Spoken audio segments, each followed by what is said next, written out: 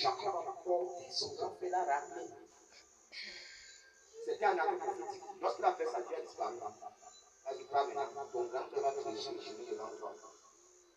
Alors pourquoi pas on fait un acte prophétique, on peut lui dire, viens juste avec la terre. Dès que tu ne peux dire, arrache ta terre. Quand tu arraches là, tu penses, les anges éternels sont déjà là pour combattre ceux qui t'ont arraché la terre.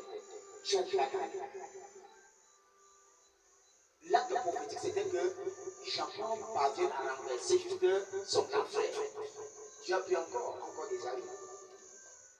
Alors que temps après, Esaü va se retrouver en train de fléchir les genoux devant Jacob. Il va dire à Jacob, c'est Dieu qui t'a donné le pouvoir de me dominer. Moi, je crois de ce côté. Va là-bas, sois béni. L'Éternel qui t'a béni. Alors, le temps est passé. Jacob a fait des enfants. Les enfants de Jacob sont devenus les plus puissants. Et l'un des enfants de Jacob est devenu le deuxième homme le plus puissant du monde, Joseph. Ça veut dire que si Esaü tentait même de tuer Jacob, Joseph allait exterminer toute la génération d'Esaü en tant que l'homme le plus puissant du monde. Quand Dieu élève, personne ne va le. Voyons donc que quelqu'un est dans une famille, il a brandi la force physique et l'intelligence de païen. Il a passé le temps à insulter son père et sa mère, à insulter son petit frère. Son petit frère a exigé plutôt la sagesse de Dieu.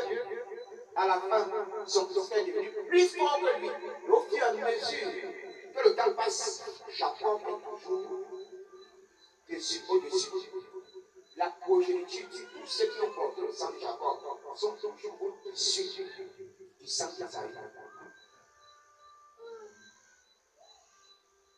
Je vais commencer à chercher la force humaine de Banga. Je venais de Beau. Avec mon ami qui habitait en France, qui était venu, un seul ancien camarade. En partant de Banga, il ne dormait plus, il était comme un zombie. Nous avons beaucoup de gens comme ça en France. C'est juste que tu as passé un moment, comme c'était Dieu, ce ciel, qui pensait que la force, c'est force Soko. Allez prendre des gros. On va vous apprendre comment agresser les mamans. À tuer au banga, au caillou. Tu te places là en haut au caillou pour agresser. À la fin, tu seras détruit. Tu vas devoir devenir prison des bangas. Maintenant, toutes les personnes que tu agresses, d'autres partent dans les assemblées de Dieu, d'autres partent chez les marabouts. Tu auras donc tous les sorts au corps. Parfois, tu as pris un petit téléphone. Le petit téléphone ici. Tu ne sais pas écouter ce que le marabout a fait sur ton corps. Comment pour bien ces jours que je travaille pour 5 pour acheter ce téléphone. Le marabout a prononcé des oracles de mort sur toi et ta génération. Maintenant, tu continues à adresser ceux des mères, des parents qui partent chez Dieu. Nous aussi, les hommes de Dieu, on commence à prononcer les paroles de malédiction sur toi. Ta vie va devenir quoi? Alors, après peut-être 3 ans, tu n'entends pas et à partir de cela. Ou bien tous les enfants qui ne peuvent qu'accoucher, on les viole, on les viole, on les viole. Le jour qu'il va fonder sa famille, c'est là que Dieu a guéri avec ses plaies. Tu prends une femme, ancien ministère, tu dis que maintenant, avec l'agression, tu vas fonder ta femme. Appelle-toi enceinte, papa, elle meurt. Tu veux un peu faire quelque chose, tu es en train de réfléchir, la matin te blesse, la gangrène commence. On commence à accuser tous les sorciers du village, alors que ta vie passée, ça a été de tuer les gens, agresser, arracher les choses. Tu es en train de payer. Alors, lorsque tu viens au temple de l'Éternel, sache que la première chose que Dieu va te dire, comme le médecin qui va dire à l'enfant qui est en problème de mal, de ventre, évite de mettre la saleté dans la bouche. On va passer le temps à te donner des remèdes, des verres. Après le Tu as les mêmes verres. Tu reviens après demain, tu as les mêmes verres. À un moment, on va te dire, mais le médecin a fait des escroquets. Le médecin va te dire, évite la saleté. Évite de mettre la saleté dans la bouche. Et coupe-moi tes ongles. Tes ongles gardent la saleté. C'est ce que l'Éternel est en train de faire encore aujourd'hui.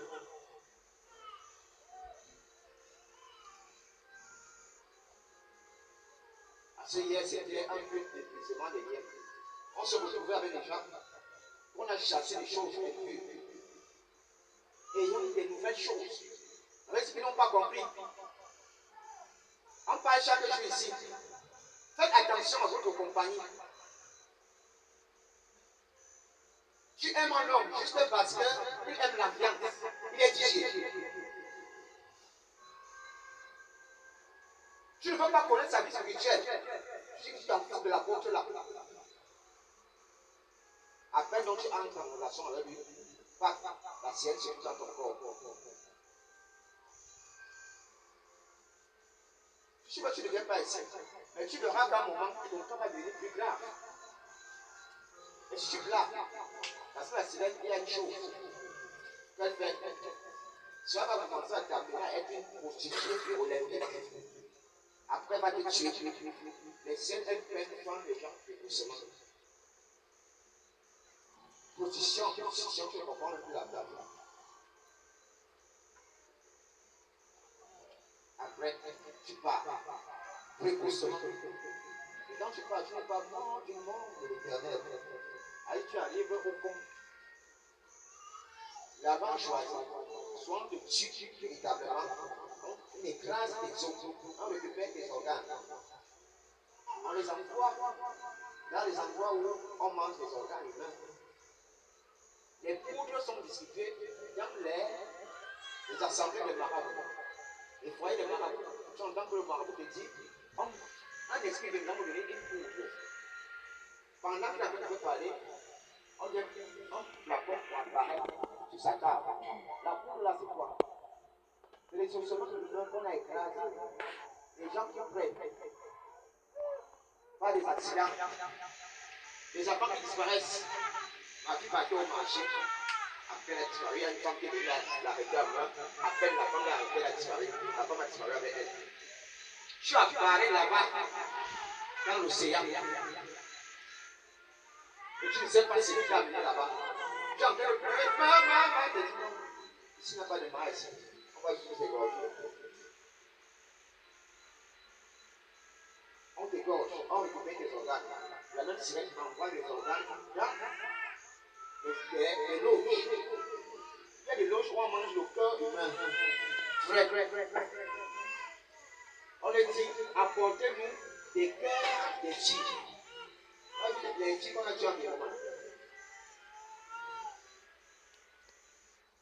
Parce que dans le cas où ils partent prendre justement, il y a des cas où on fait disparaître. Il y a des cas où on les tue par hécatombe. On sélectionne un cas. Et toi, tu es sûr que c'était le hasard. Un cas, c'est là que les gens qui passent chez les marabouts. Après le cas, hécatombe, tout le monde meurt. La majorité ont une étiquette. Ils se démarrent dans les voies des marabouts. Ils s'adaptent. Donc quand tu meurs, qu'est-ce que c'est le diable qui t'a pris? N'aie pas peur. Tu vas arriver au paradis. Non. Tu as deux endroits. Le corps. Après le corps, tu pars en enfer. C'est comme ça.